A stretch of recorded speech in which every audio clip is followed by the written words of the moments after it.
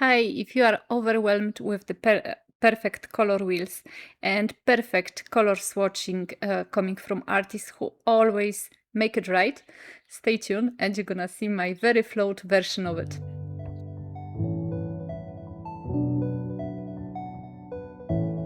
Hi everyone, welcome to my channel. It's Asia Marka here, Lemon Creation.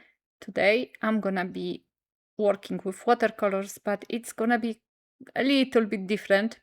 I'm gonna be doing the color wheels and doing a split primary color wheel, which I've never done before, and trying to make swatches the way I've never made the swatches before, and I am making mistakes.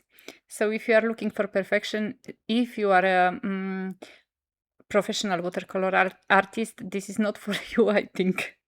Because here I am just trying and learning as I go. And I have to say the learning process is not super easy if you want to do things correctly. But that's what it is. To get better at something, you always have to spend some time. So I am working with Leflon et Bourgeois watercolor tubes. I don't know. I was thinking I'm gonna try them. They are not especially good. They are not artist grade. Well, professional artist grade. They are rather tubes for children. But this is also nothing, sophisticated. I'm learning.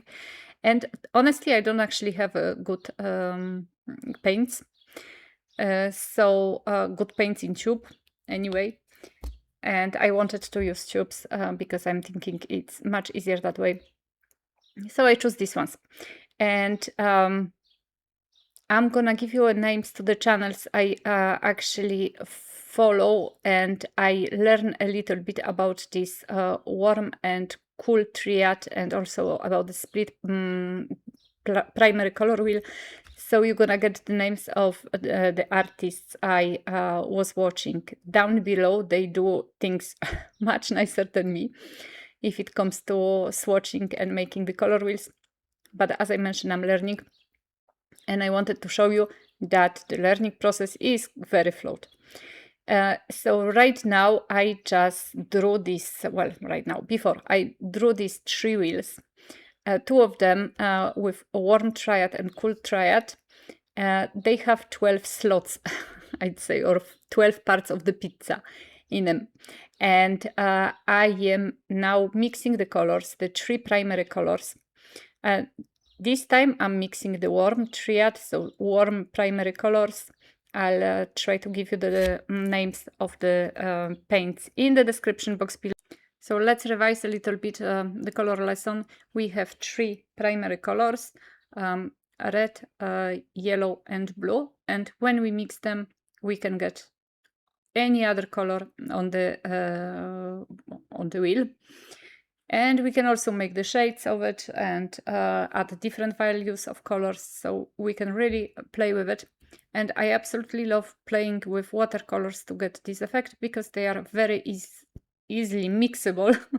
So you can really do a nice color combo very easily. So I started with my warm triad color wheel. I put my primary colors every 4 cases. So I leave 3 cases in between, which are empty. And then what I do is I take, for example, in this case, blue and red, and I mix them in the same proportions, more or less, to get the middle circle, which middle part, middle pizza slice. Then if I add a little bit more of blue and a little bit less of red, I get to fill up the part which is close to the blue. And if I add a little bit more of red and a little bit less of blue, I get to fill out this part which I just did, which is sitting beside the red. I forgot the color now. So I do the same with yellow and red. And once again, I am making mistakes. I am not sure still how to really properly mix the colors. I don't really still, I'm kind of eyeballing the percentage of it. Here I should mix half and half, half yellow, half red. But I'm not totally sure I'm doing this correctly, because I kind of thought that this color should be maybe in the middle, more in the middle, but maybe not. And the thing with color wheels is that there are so many colors. There is plenty of reds, quite a lot of blues and yellows. So every single time you do these color wheels, it will be different if you use different colors. So different reds won't give you the same color combos, or color mixes rather. So that's very important also to know. And I will try to show you some of the photos of my different color wheels I've made, and you can see that they are all completely almost different, and the color mixes you get from each wheel are also completely different. So now I am actually filling up the split primary color wheel. So I'm adding my basic primary 3 colors, so yellow, blue and red. And this split primary has actually 15 slices. It's much bigger.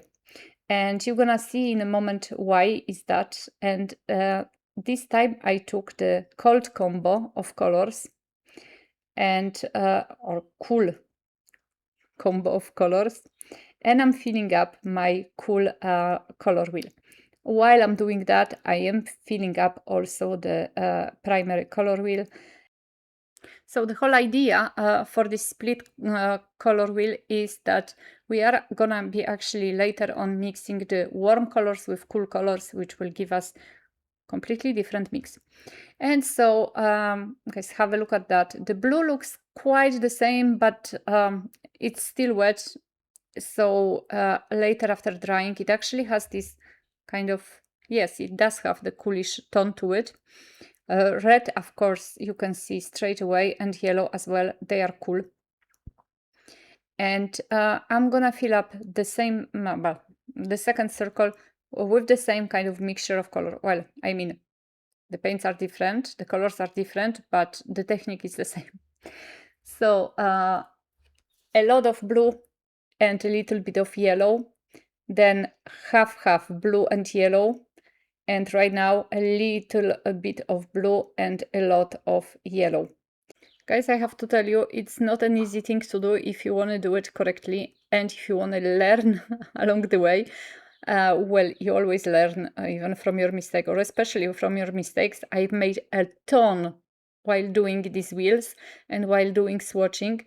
I mixed the colors, then I was not sure that the colors are correct. Then they look a little similar, so I was adding color on top of the color to actually be more realistic in what I'm doing. So I'm really eyeballing it, and it's not easy. But I know this is something, if I want to, really paint watercolors and, well, any other colors, really, this is something I really need to grasp. I really need to learn. And I actually, I thought a few times to not even share this video, but I think that it's hard to see everybody who is, like professional artists who are telling you, oh, it's so easy, just do it. I follow few artists. I saw a few different movies. I have a book about the colors, which is actually quite a nice book. It's called The New Color Mixing Companion. You can find it in my shop, in Amazon shop. The link is down below. It's written by Josie Lewis, and I like that. And despite all of that, this helps. I cannot really still manage to make a really nice, correct color wheel and color swatching. And you're gonna see later on what I'm talking about. The basic thing is that I am adding either too little of a color or too much of a color, and I am not sure if I really made the color wheel and swatching in the correct way. Well, I'm pretty sure I didn't actually. So here, this split primary color wheel, it's actually, you can see the colors are completely different because you are mixing the cool colors with the warm colors. And I made a mistake before. I actually mixed up the cool yellow with the warm yellow. So off the camera, I fixed them up. I removed the colors and I just put the new colors on the wheel because, well, that's what I've done. I made a mistake. My wheels are also very wobbly, wonky, but I like that. I hate, working with templates and just trying to make everything with protractor and, I just don't like it. Matte was never my strong suit, so I prefer to just eyeball things, and I think it's kind of wonky and funnier that way. Once again, if I was to do it professionally, I would probably just, suck it up and do it correctly, but I don't. So the whole purpose of this video, I'm not sure if it's good that I published it, if I decide to publish it, but the whole purpose of this video is to actually show you that it's not that easy. And whatever the artists tell you, unless if you are very, I don't know, perfectionist, like have this very logical mind and you can mix colors knowing that, okay, here I add 30% of red and 70% of yellow. If you can do that, that's kudos to you. I cannot. So this video is gonna be for people like me, for artists like me who are trying to learn. So you saw my two watercolor wheels. No, three. I actually had three. You see how bad I am at math. And now I'm gonna do the swatching. And this swatching, I actually love it. And a lot of artists do that type of swatching, and I was not sure why is the purpose of it. But you're gonna see, it's excellent. So you start basically, you divide your page on the top or on the bottom. You write the basic color you're gonna be using with other colors. So for me, it's French ultramarine. So I made the first trace with the pure color, and now I am mixing by adding little by little of Rouge Brillant. So it's like a brilliant red. And the whole idea is to see how the color evolves when you are adding, different values of other color to it. And so like that, later on, you look at it, you see which colors you mixed and which color is pleasing you and which color you would like to recreate for one of your paintings. And this is something which I absolutely love. And since I started this technique, and it's been maybe 2 weeks, I do it all the time when I have a little bit of time. I absolutely love it. I think it's really cool to get to know the colors and the mixes, and it's super cool. But as you can see, I made a lot of mistakes here. So you can see that at the very beginning, my colors if we talk about the first line of color, my colors are changing too suddenly. I mean, the first 3-4 colors, they are just very different from the rest of the colors, and also the last one is different from the the base color brilliant red, and it should actually match the brilliant red. I'm thinking also my traces are too thick, or maybe my paper is too small and I should have longer lines. I don't know, or I think honestly that it's also my lack of experience in that matter. So I did it. I kept it. I took a photo of it so you can see, and here is the video so you can see as well. But guys, this is absolutely a beautiful technique. I start always the line with the basic color and then, adding a little bit of different color and trying to finish up with the color, with the second color I I'm using for the mix.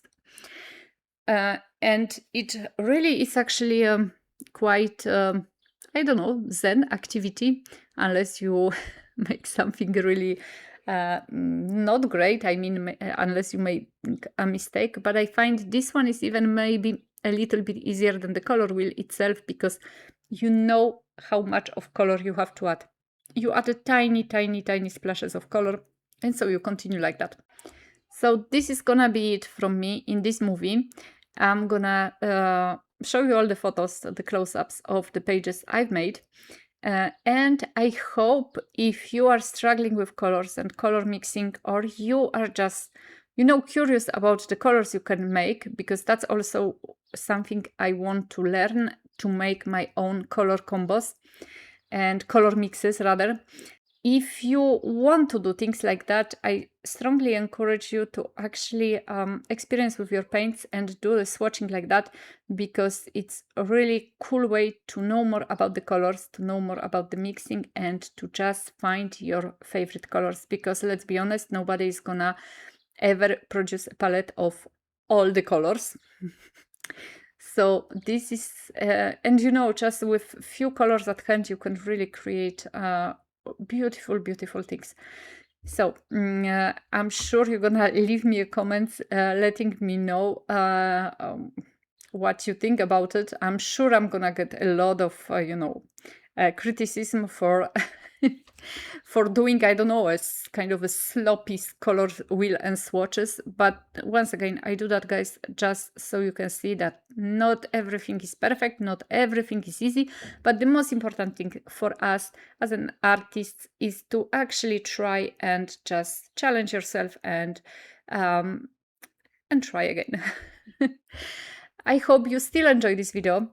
And as always, I wish you a really, really, really great day. And if that wasn't a total flop, please subscribe. Sending you big hugs, guys. Bye bye.